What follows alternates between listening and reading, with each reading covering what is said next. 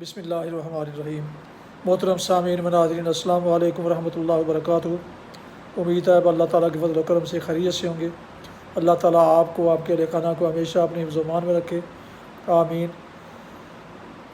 اپنے YouTube channel سے میں ہوں بشیر احمد رشیدی، راہ ہدایت و نجات کے سلسلے کا ولاگ درس قرآن پاک کا آغاز کرنے لگا ہوں۔ شروع کرنے سے پہلے گزارش ہے کہ اگر آپ نے میرے یوٹیوب چینل کو ابھی تک سبسکرائب نہیں کیا تو سبسکرائب کر کے، لائک کر کے بیل آئیکن کو ضرور پریس کریں، اسے پریس کرنا نہ بھولیں۔ دوستوں سے بھی شیئر کر لیں، اس طرح آپ کو اضافی اجر اور ثواب میں ملے گا۔ تو شروع کرتے ہیں آج کا درس قرآن، جس کے مدرس ہیں جناب قاری حافظ مولانا محمد اقبال صاحب، خطیب جامع مسجد نگینہ انصاریہ شہوپورہ۔ تو درس قرآن۔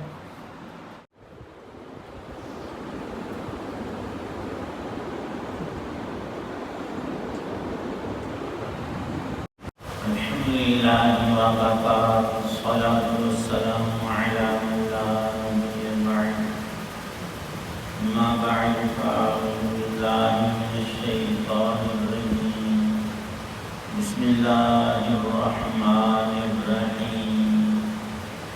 وَإِذْ قَالَ إِبْرَاهِيمُ لِأَبِيهِ وَقَوْمِهِ إِنَّنِي بَرَاءٌ مِّمَّا تَعْبُدُونَ إِلَّا الَّذِي فَطَرَنِي فَإِنَّهُ سَيَهْدِينِ وَجَعَلَهَا كَلِمَةً بَاقِيَةً فِي عَقِبِهِ لَعَلَّهُمْ يَرْجِعُونَ۔ صدق اللہ العظیم۔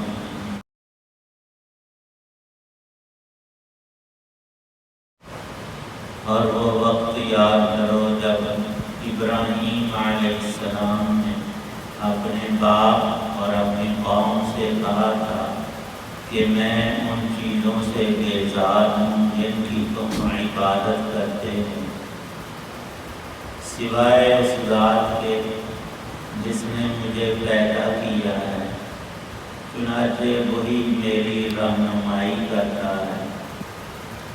اور ابراہیم علیہ السلام نے اس عقیدے کو ایسی بات بنا دیا جو ان کی اولاد میں باقی رہی، تاکہ لوگ شرک سے باز آئیں۔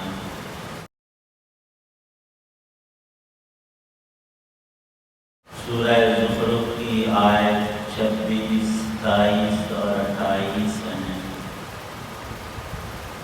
گزشتہ آیات میں مشرکین مکہ اور اس قسم کے تمام مشرکین و کفار کو حق تعالی شانہ نے ان کی غلطیوں پر متنبہ فرمایا، جن میں ایک بڑی جہالت اور غلطی ان کی نری تقلید آبا اور عصبیت کہ جو چیز پہلے سے چلی آ رہی ہے باپ دادوں سے، بس وہی صحیح ہے، اس سے ہٹنا خواہ کتنا ہی دین دنیا کا فائدہ رکھتا ہو، وہ انہیں قبول نہ ہوا۔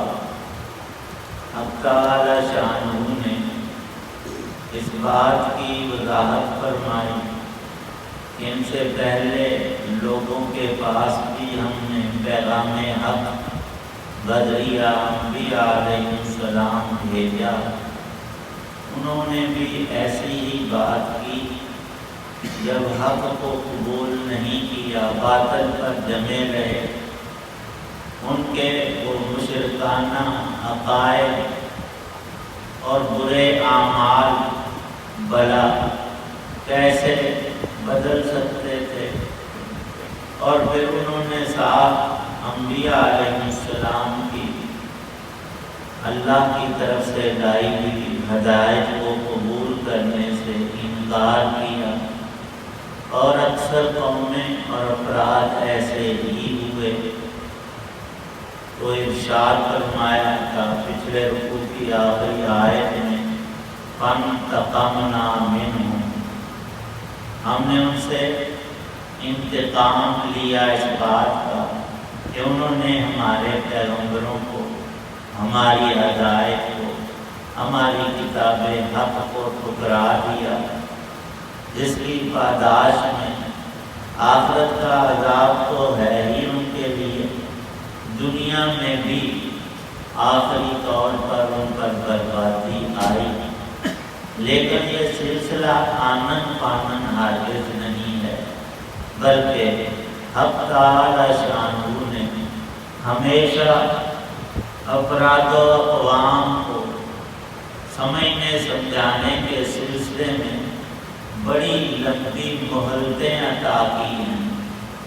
ایک انسان ہے، اس کی زندگی 50 60 70 سالہ، اگر وہ کفر و شرک میں مبتلا ہے تو اس کو آدھی یا بہت کم کر کے اسے ختم نہیں کیا جاتا، بلکہ ہدایت پانے کی راہیں اس کے لیے ہمیشہ کھلی رکھی جاتی ہیں، اور قدرت کی طرف سے اس کے اعمال و عقائد کی خرابی کے باوجود بھی کوشش یہی ہوتی ہے کہ حق بات یہ شخص اور اس قوم کو نصیب ہو جائے۔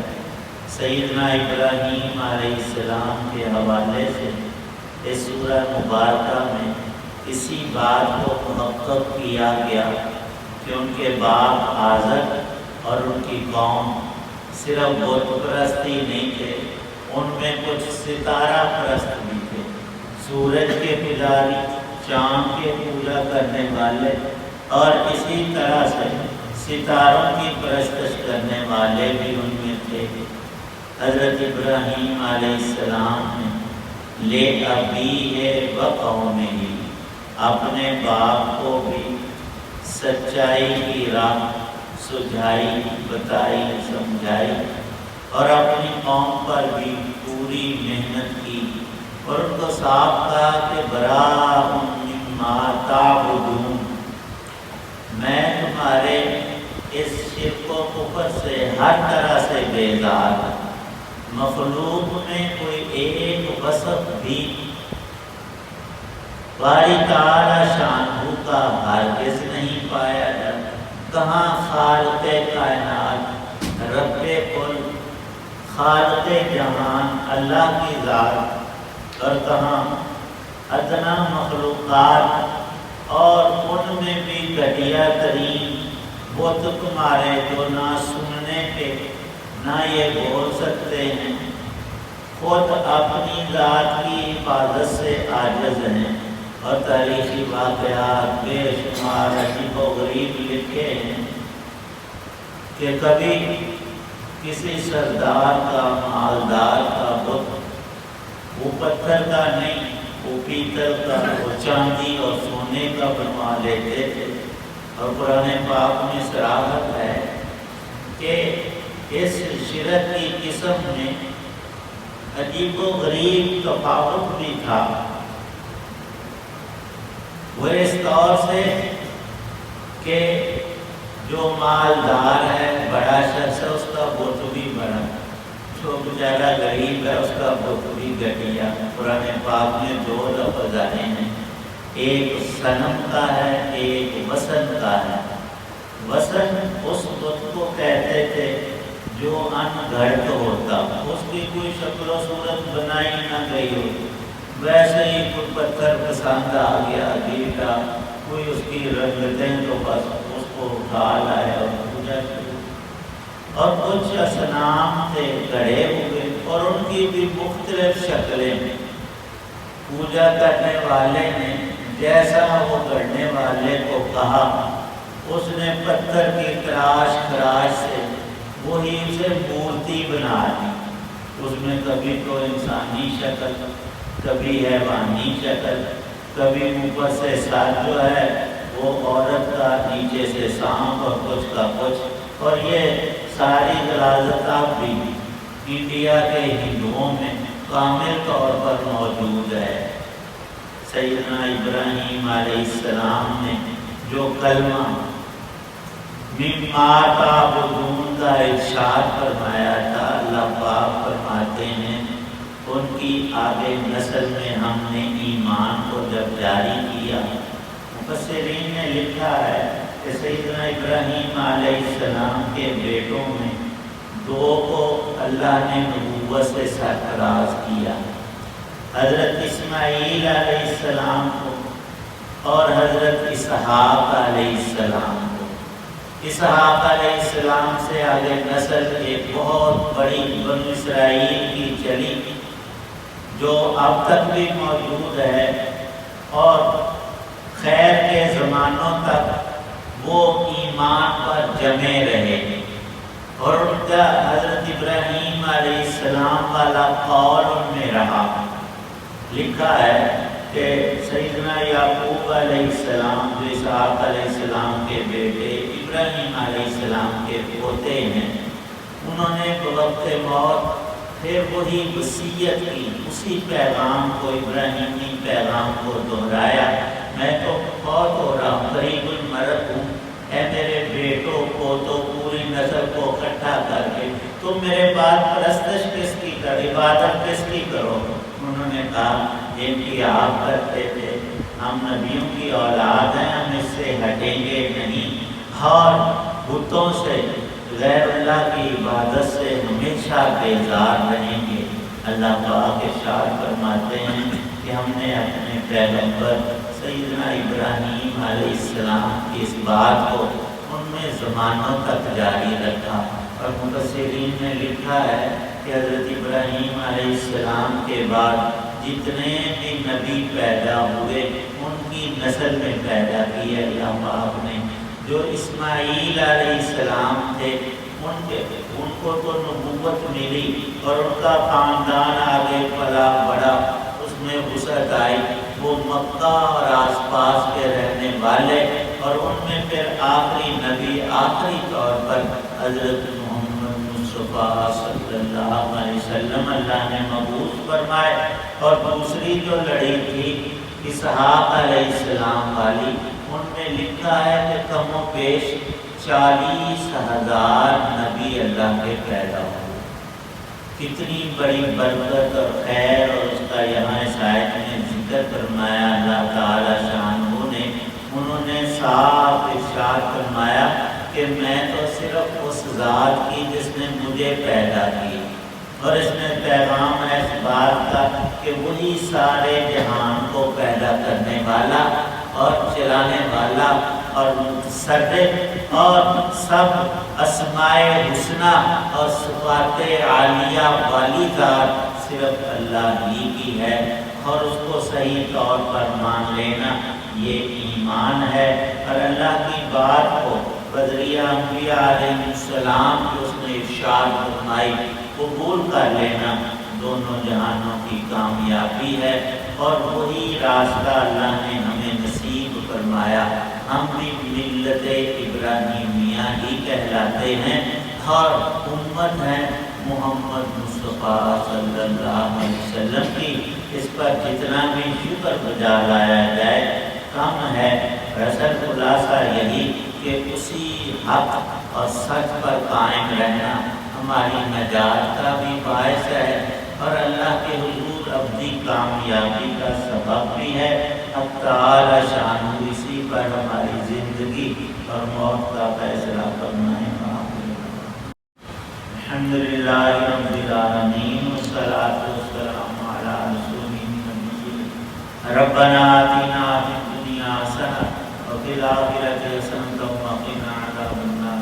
اللہم اشف مرضانا ومرضى المسلمین والمسلمات، اللہم اجعل القرآن ربیع قلوبنا ونور صدورنا، اللہم اجرنا من النار وادخلنا الجنة مع الأبرار۔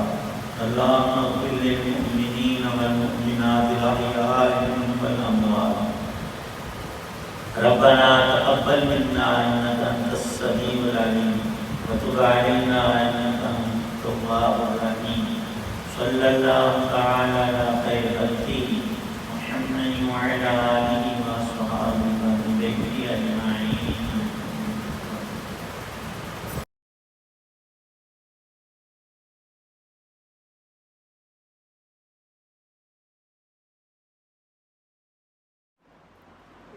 ابھی آپ راہ ہدایت و نجات کے سلسلے کا ولاگ درس قرآن سن رہے تھے اور دیکھ رہے تھے، جس میں آج سورہ زخرف کی آیات مبارکہ 26 تا 28 کی تلاوت، ترجمہ اور تفسیر بیان کی گئی، اور مدرس تھے جناب قاری حافظ مولانا محمد اقبال صاحب، خطیب جامعہ مسجد نگینہ انصاریہ شیخوپورہ۔ دوبارہ درخواست ہے کہ اگر آپ نے ابھی تک میرے یوٹیوب چینل کو سبسکرائب نہیں کیا، کیونکہ سراسر باعث خیر، باعث برکت اور باعث ثواب ہے اس میں جو کلام پیش کیا جاتا ہے، تو آپ سے گزارش ہے کہ اسے سبسکرائب کر کے، لائک کر کے بیل آئیکن کو ضرور پریس کر لیں، تاکہ آنے والے ایسے روحانی اور قرآنی ولاگز جو سراسر باعث خیر، باعث برکت اور باعث ثواب ہیں آپ تک پہنچتے رہیں۔ دوستوں بھی شیئر کر لیں تاکہ وہ بھی اس کار ثواب میں اپنا حصہ پا سکیں، اور یقیناً آپ کو بھی اس کا اجر ملے گا۔ اللہ تعالیٰ آپ کا حامی و ناصر ہو، اللہ تعالیٰ آپ کو، آپ کے اہل خانہ کو ہمیشہ اپنی حفظ و امان میں رکھے، آمین۔ اپنا بہت خیال رکھیے گا، اپنی دعاؤں میں پاک وطن، والدین، آباء و اجداد، اعزاء و اقارب کے علاوہ اس ناچیز کو بھی اگر شامل فرمائیں تو انتہائی شکر گزار ہوں گا۔ اسی پر آج کا ولاگ ختم کرتے ہیں۔ السلام علیکم ورحمۃ اللہ وبرکاتہ۔ پاکستان زندہ باد، خدا حافظ۔